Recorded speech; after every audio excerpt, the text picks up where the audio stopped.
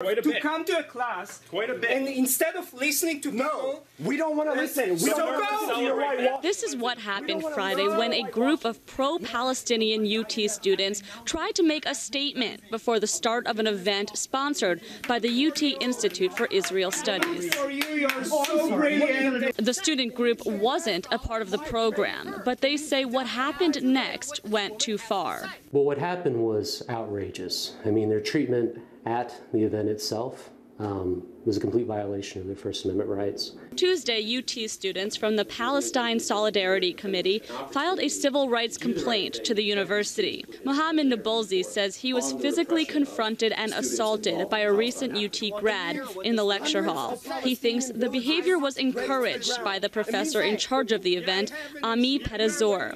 But Nabulsi says what the professor did after the incident was worse. He released a statement on an official University of Texas webpage revealing my personal information and likening my participation in a peaceful demonstration to the tragic events that transpired in Paris. Patrick Higgins was also at the demonstration holding a Palestinian flag. This video shows the flag being ripped out of his hand. The University of Texas Austin has banned me from its campus. As of Tuesday evening, UT President Fenves had not watched the video. He says the university is still investigating the situation. Our education of our students, the scholarship of our faculty depends on free and unencumbered speech.